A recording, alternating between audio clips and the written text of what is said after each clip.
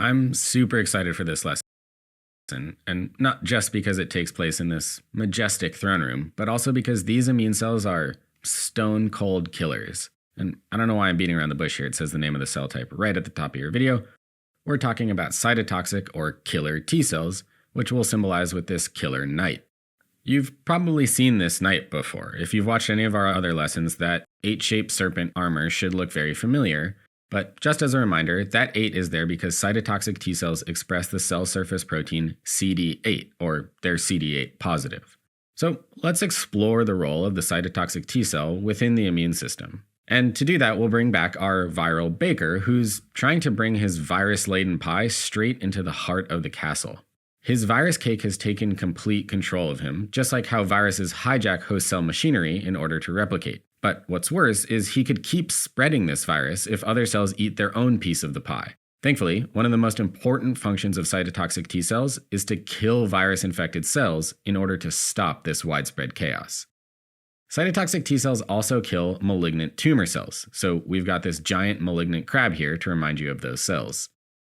While eliminating virus-infected cells and tumor cells is a good thing, cytotoxic T cells can sometimes get a little overzealous. They can kill things they're not supposed to, such as donor graft cells that have been transplanted into a patient. Hence, cytotoxic T cells are also implicated in type 4 hypersensitivity reactions and acute transplant rejection.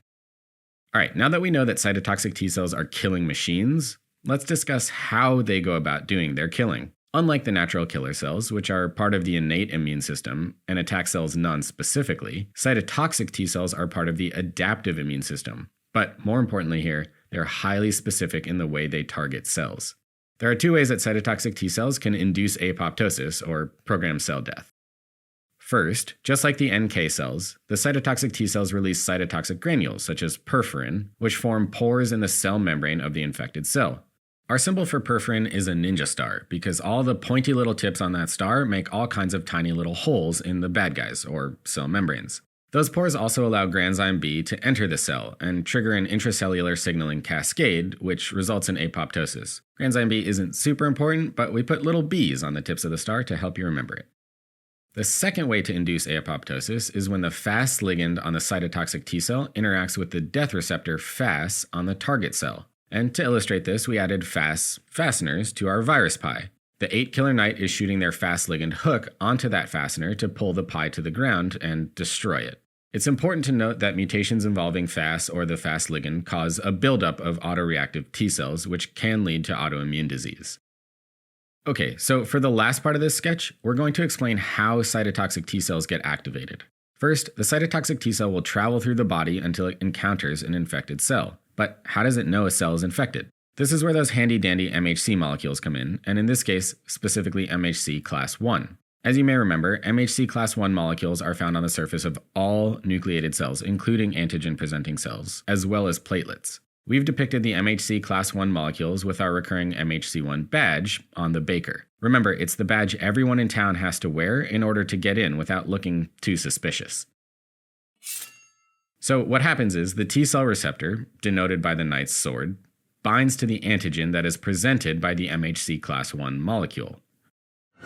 When the T cell receptor binds to an MHC molecule that is presenting a viral antigen, it can sense that something is off. But in order to really send out the final kill command, it's going to take more than just an MHC molecule and a bad feeling in this guy's gut. We also need a co-stimulatory signal. In the case of cytotoxic T cells recognizing pathogens, the co-stimulatory signal is CD28 on the cytotoxic T cell binding to B7, a family of cell surface molecules. Within this family of molecules, there are more specific ones named CD80 and CD86 that you may see referred to in this same context. But just know that these are all B7s, and that if any of these are referenced in regard to a cytotoxic T cell, or for that matter a helper T cell, the question is likely about co-stimulatory signals. Anyways, I know that's all a mouthful, so let's try and remember it visually.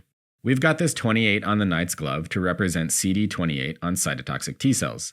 The glove is holding onto, or binding, our viral baker's cart, which has B7 built into it to remind you that B7 is found on the surface of infected cells, and that CD28 binds to B7.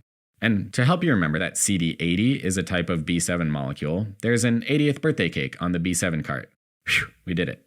So now we know how cytotoxic T cells are activated, but how do we get enough of them to the site of infection to do major damage to the bad guys? Well, elsewhere, Th1 cells, which are a subset of helper T cells, release IL-2, a cytokine that signals to cytotoxic T cells to multiply. To help you remember that, we have a helpful squire with one feather on her cap representing Th1. She's releasing this two-beaked owl, our symbol for IL, owl, get it? 2. And just as a note, anytime we talk about an interleukin at Sketchy, we'll color it this bright neon yellow to remind you of these signaling molecules. This IL-2 owl has called forth a full army of 8 Killer Knight clones, who can now all attack the bad guy. This process is also called clonal expansion, and rest assured, the cavalry's here to save the day. At least for now. And on that ominous note, let's wrap up before things start getting out of control again.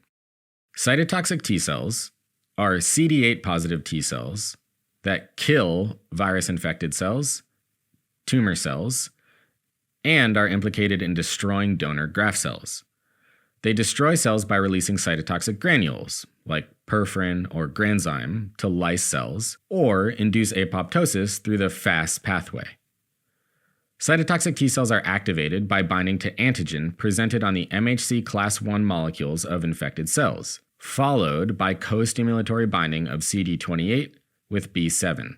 Finally, cytotoxic T cells undergo clonal expansion with help from IL-2 that is released from Th1 cells.